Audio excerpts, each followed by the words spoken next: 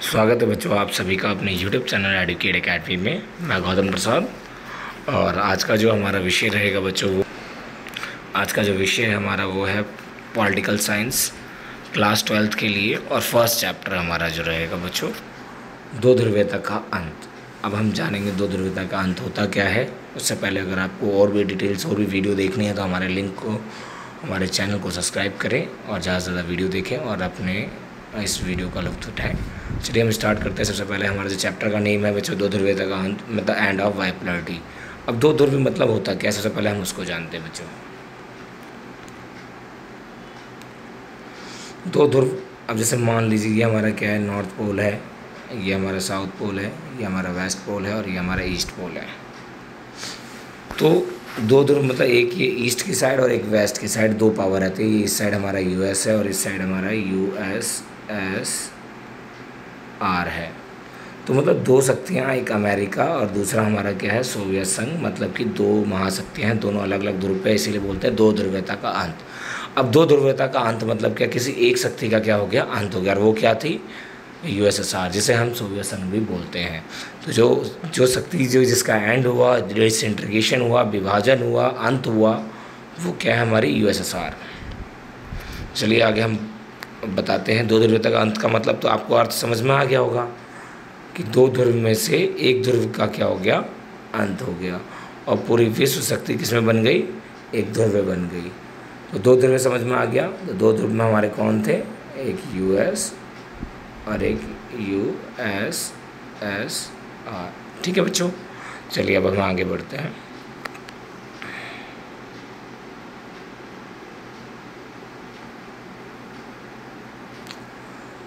Soviet संघ का विघटन, एक ध्रुव विश्व, मध्य एशिया, संकट अफगानिस्तान, खाड़ी युद्ध, लोकतांत्रिक राजनीतिक, लोकतांत्रिक संघर्ष, 21वीं शताब्दी, अरब स्प्रिंग, इन सभी के बारे में हम जानेंगे। तो सोवियत संघ का विघटन किन कारणों से हुआ, जो यूएसएसआर था, जो एक दो ध्रुव थे, दो ध्रुव में से एक शक्ति क्या हो गई थी अंत हो गई थी, उसका क्या रीज़न था वो चीज़ हम जानेंगे। तो सबसे पहले हम बात करते हैं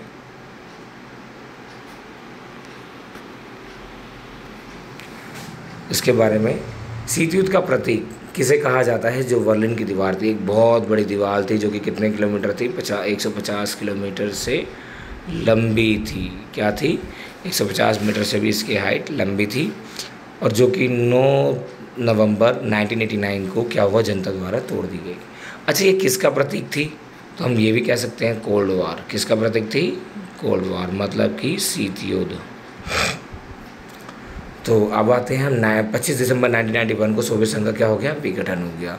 तो आपसे पूछा जाता है 1 नंबर में भी आते हैं हमारे क्वेश्चंस कि सोवियत संघ का विघटन कब हुआ।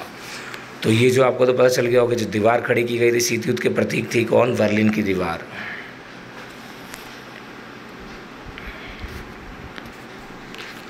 सोवियत संघ का जन्म और प्रणाली, कहते हैं 1917 में रूसी बोल्शेविक क्रांति के बाद समाजवादी सोवियत संघ का गणराज्य में वह अस्तित्व में आए। सोवियत संघ में समतावादी समाज के निर्माण में केंद्रीकृत योजनाएं, राज्य के नियंत्रण पर आधारित साम्यवादी दल द्वारा निर्देश व्याख्या सोवियत संघ प्रणाली कहलाई जो उन्होंने दी। और उसके सोवियत की प्रणाली जो है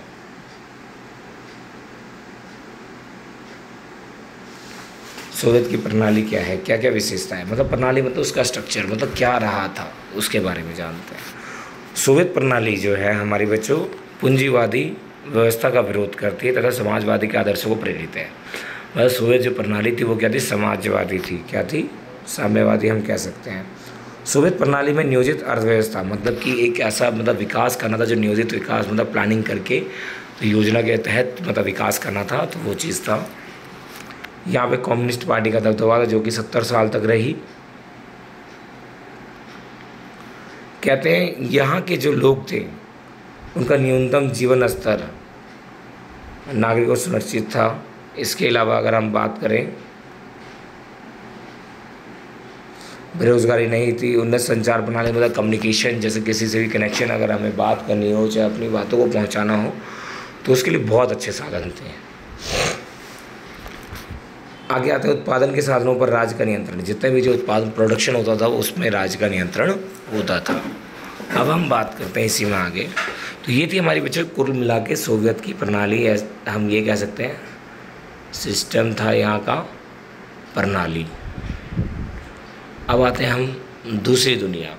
भाई दूसरी दुनिया किसके नाम से जानते हैं? दूसरी दुनिया किसे कहेंगे, किसे कह सकते हैं हम दूसरी दुनिया? तो दूसरी दुनिया के लिए किसी और चीज़ के लिए वर्ड का यूज़ किया गया जिसका नाम क्या था? पूर्वी यूरोप। पूर्वी यूरोप के देशों को साम्यवादी प्रणाली के तर्ज पर ढाला गया। मतलब कि जो पूर्वी देश थी उसको सोवियत संघ ने क्या किया, समाजवादी, जो समाजवादी मॉडल चल रहा था कहाँ पे? सोवियत संघ में, तो वही उसी के बेस पे उसको ढाला। तो कहा जाता है सोशलिस्ट मॉडल को ही फॉलो किया पूर्वी यूरोप के देशों ने। तो इसी को हम क्या कहते हैं? दूसरी दुनिया कहते हैं, समाजवादी के देशों के दूसरी दुनिया। इस बार आते हैं मिखाइल गोर्बाचेव कौन है बच्चों? मैं आपको बता दूं मिखाइल गोर्बाचेव क्या है। सोवियत संघ के नेता बने अंतिम, और वो अंतिम ही बने रह गए। उसके बाद फिर कोई नए आए और उस समय क्या विघटन हो गया था हमारे सोवियत संघ का। चलिए जानते हैं कि सोवियत संघ के अंदर मिखाइल गोर्बाचेव का क्या रोल था।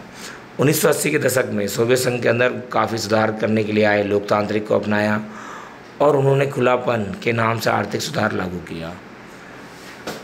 उसके बावजूद मिखाइल गोर्बाचेव और सोवियत संघ का विघटन हो गया।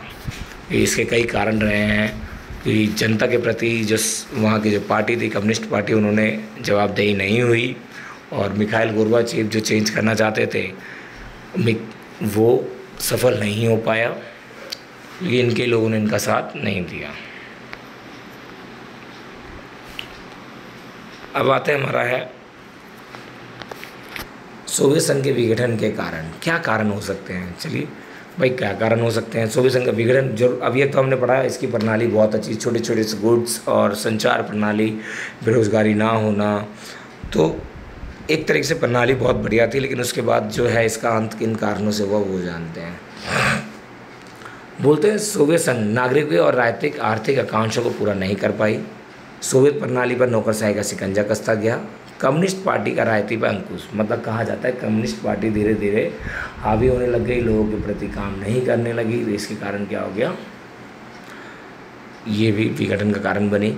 संसाधनों का अत्यधिक प्रयोग परमाणु हथियार, जितने भी संसाधन थे, जितने भी पैसे थे, अधिकतर किस पे लगा दिए? हथियारों पर। उन्होंने सबसे ज़्यादा परमाणु हथियारों पर लगाए।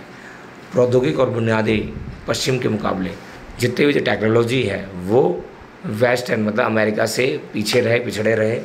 रूस की प्रमुखता, मतलब रूस को ज़्यादा वैल्यू दी गई। गोर्बाचेव द्वारा सुधार का विरोध किया गया क्योंकि उस समय क्या हो गई थी? अर्थव्यवस्था गतिरोध हो गई थी, शॉक थेरेपी लगाई गई। उसके बाद भी क्या हुआ? देश का विकास नहीं हुआ। तो इसीलिए क्या हो गया? सोवियत संघ का विघटन हो गया। पार्टी जनता के प्रति जवाबदेही नहीं हो, सोवियत प्रणाली सत्तावादी होने लगी। मतलब वो क्या हो गई? धीरे धीरे सत्तावादी होती चली गई। तो ये कुछ निम्नलिखित कारण हैं जिसकी वजह से क्या हुआ? सोवियत संघ का विघटन हुआ। तो अब जानते हैं जब सोवियत संघ का विघटन हो गया तो उसके क्या कुछ तो कंसिक्वेंसेस आए होंगे। भाई परिणाम आया होगा। शीत युद्ध का संघर्ष क्या हो गया? समाप्त हो गया। विश्व क्या हो गई? जो दो ध्रुव था अब क्या बन गया? एक ध्रुव। अब एक महाशक्ति बची। अब एक महाशक्ति की अगर बात करें तो एक महाशक्ति कौन थी? यूएस। इसी को एक ध्रुव के नाम से जाना जाने लगा। अमेरिका का वर्चस्व हो गया। हथियारों की होड़ की समाप्ति, जो पहले हथियार दोनों बना रहे थे वो भी समाप्त हो गए। सोवियत खेमों के अंत में 15 नए देशों का उदय हुआ। जब सोवियत संघ का अंत हुआ तो उस समय 15 देश का उदय हुआ। रूस सोवियत संघ का उत्तराधिकारी बन गया। विश्व राजनीति में शक्ति का संबंध परिवर्तित हो गए। समाजवादी विचारधारा, प्रश्न चिन्ह और पूंजीवादी उदारवादी का वर्चस्व।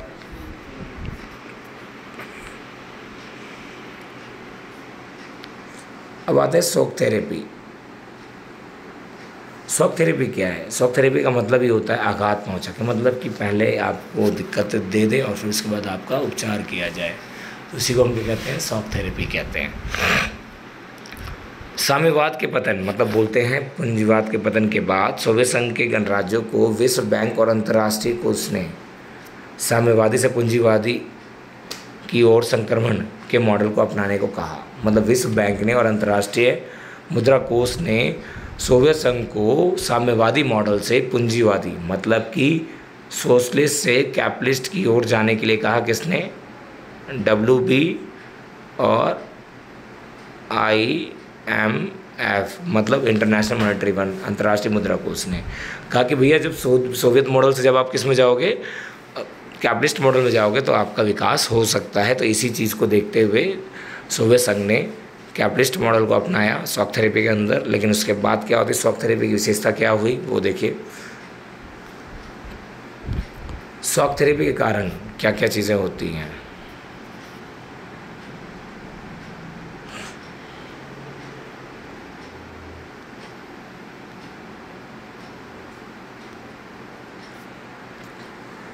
मिल्कियत का प्रमुख और निजी स्वामित्व मतलब प्राइवेट लोगों के पास ज़्यादा संपत्ति आने लग गई। राज संपदा का निजीकरण, सब जगहों का निजीकरण कर दिया। सामूहिक फार्म की जगह निजी फार्म। अब जो सामूहिक फार्म थे जहाँ पर हर कोई जो जिसके लिए था, अब क्या हो गया, निजी बना दिया गया। मुक्त व्यापार व्यवस्था को अपनाया गया मतलब कि ओपन डोर पॉलिसी, मतलब कहीं से भी आप कहीं तक व्यापार कर सकते हो, कोई भी रेस्ट्रिक्शन नहीं लगाए गए। मुद्राओं की आपसी परिवर्तन, अब मतलब क्या हो गया, मुद्राओं का भी परिवर्तन होना शुरू हो गया। मतलब एक देश से दूसरे देश में अब सामान जाने लगा तो मुद्रा भी क्या हो गई, चेंज होने लग गई। पश्चिमी देशों की आर्थिक व्यवस्था से जुड़ा पूंजीवादी अतिरिक्त किसी भी वैकल्पिक स्वीकार नहीं किया। शॉक थेरेपी जब लगाई गई, प्राइवेट किया गया बहुत सारी चीज़ों को, जब इसे लगाई गई बच्चों, तो इसका क्या परिणाम, कंसिक्वेंसेस क्या है। रूस का औद्योगिक ढांचा जितना भी जो था, इंडस्ट्रियल सेक्टर इकोनॉमिक था, वो सारा क्या हो गया, ठप पड़ गया।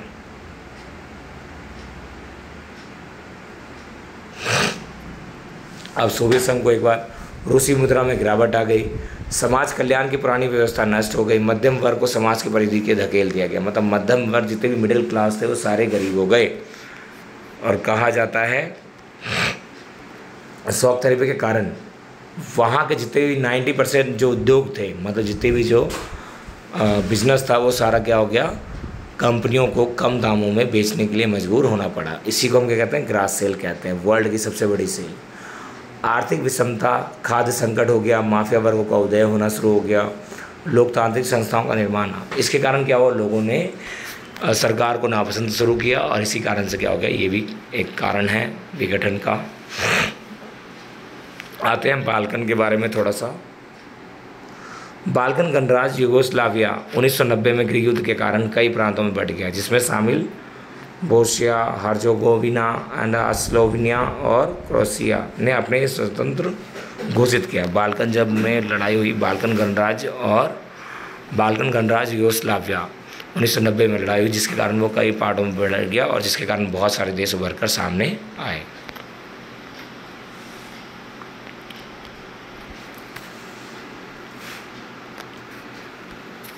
एक है हमारा पूर्व साम्यवादी देश और भारत के बीच क्या संबंध है। पूर्व साम्यवादी देश के साथ भारत के संबंध अच्छे हैं, बस के ये कह दे, साथ ही विशेष रूप प्रगट है। दोनों का सपना विश्व ध्रुव विश्व का है। दोनों देश अस्तित्व में सामूहिक सुरक्षा, क्षेत्रीय प्रभुत्वता, स्वतंत्रता, अंतर्राष्ट्रीय झगड़ों, वार्तालाप, हर चीज़ से मतलब लोग क्या करते हैं, एक दूसरे पर विश्वास रखते हैं, मतलब कि ये लड़ाई झगड़ा नहीं करते। इस पर हस्ताक्षर किए हैं 2001 में रूस और भारत के द्वारा 80 एग्रीमेंट पे साइन हुए हैं। भारत रूस हथियार खरीदार, भारत सबसे ज़्यादा रूस के हथियार को खरीदता है। रूस से तेल का आयात होता है, रूस से तेल आते हैं। परमाणु योजना, आंतरिक योजना, रूसी मदद, मतलब जितने भी अंतरिक्ष में जो हमारे जो जाते हैं वो अधिकतर जो सामान है वो हमारा कहाँ से आता है, रूस से ही आता है। कजाकिस्तान तुर्कमेनिस्तान के साथ ऊर्जा आयात बढ़ाने की कोशिश की गई इन्होंने दोनों ने। गोवा में दिसंबर 2016 में हुए ब्रिक्स सम्मेलन के दौरान रूस भारत के बीच 17वें वार्षिक सम्मेलन भी हुआ, तो जिसके कारण कहते हैं इनके संबंध बहुत अच्छे हैं। अब आते हैं हमारा मेन मुद्दा जो हमारा एक ध्रुव विश्व। एक ध्रुव मैंने आपको बताया, दो ध्रुव था हमारा, एक अमेरिका और सोवियत संघ। जब 1991 में क्या हुआ, सोवियत संघ का विघटन हो गया, विश्व में मात्र एक शक्ति हुई जिसका नाम क्या था, सोवियत संघ। 1991 के बाद सोवियत संघ के विघटन के साथ ही शीत युद्ध का क्या हो गया, अंत हो गया। अमेरिकी वर्चस्व का स्थापना शुरू हो गई। 1990 में इराक ने अपने पड़ोसी कुवैत पर कब्जा कर लिया और उसी समय क्या हुआ, इस विवाद के समाधान के लिए अमेरिका को इराक के विरुद्ध सैन्य बल की तैयारी करने के लिए कहा गया। संयुक्त राष्ट्र संघ यह नाटकीय फैसला था। अमेरिकी राष्ट्रपति जॉर्ज बुश ने इसे नई विश्व व्यवस्था की संज्ञा दी। अमेरिका राष्ट्रपति क्विंटन लगातार 2 कार्यकालों 1993 से लेकर 2001 तक इन्होंने अमेरिका को घरेलू रूप से अधिक मजबूत कर दिया, मतलब कि मजबूत बना दिया इकोनॉमिक पावर में। 11 सितंबर को एक घटना घटी और वो क्या थी, 9/11, जिसमें क्या हुआ, अमेरिका के प्लेन को हाईजैक कर लिया गया। उसके अमेरिका के बड़े बड़े 2 विमानों को न्यूयॉर्क स्थित वर्ल्ड ट्रेड सेंटर पर छोड़ा गया और इसके अलावा जो टकरा गए, जिसके कारण बहुत बड़ा संकट हुआ और इसी को 9/11 की घटना के नाम से भी जाना जाता है। इसके लिए ऑपरेशन इराकी फ्रीडम चलाया गया। तकरीबन कहा जाता है बड़ी संख्या में इराकी सैनिक और लगभग 50,000 निर्दोष नागरिक मारे गए। खाड़ी युद्ध, वही जो इराक ने कुवैत पर आक्रमण किया था, ये वही है हमारा प्रथम खाड़ी युद्ध, हम इसी को कहते हैं, 1990 में। अब आते हैं अरब स्प्रिंग, हमारा एक नया टॉपिक है अरब स्प्रिंग, जिसमें क्या होता है 21वीं शताब्दी में लोकतांत्रिक, मतलब कि 2009 में टूनीशिया में आरंभ हुआ अरब स्प्रिंग ने अपनी जड़ें कर ली। जो कि ये अरब स्प्रिंग एक ये है कि जिसमें क्या होता, भ्रष्टाचार और बेरोज़गारी के खिलाफ और निर्धनता के खिलाफ ये चलाया गया एक आंदोलन था अरब स्प्रिंग, जो कि टूनीशिया से चलाया गया था। ये था कि एक फल विक्रेता थे, उन्हें लाइसेंस बनवाना था, उन्हें नहीं गया, उनसे घूस मांगी गई, जिसके कारण क्या हुआ, उन्होंने आत्महत्या कर ली और इसके कारण पूरे अरब के देशों में हड़कंप मच गया। सभी जितने भी जो वहाँ के नेता थे उन्होंने अपना पद छोड़ दिया। भ्रष्टाचार के खिलाफ ये आवाज़ उठाई गई थी और वही आवाज़ पूरे अरब के देशों से पूरे एशिया में आई और अरब पूरे विश्व में फैल गई। उसी के साथ हमारा ये चैप्टर समाप्त होता है। आशा करता हूँ कि आप सभी को ये वीडियो समझ में आई हो। धन्यवाद।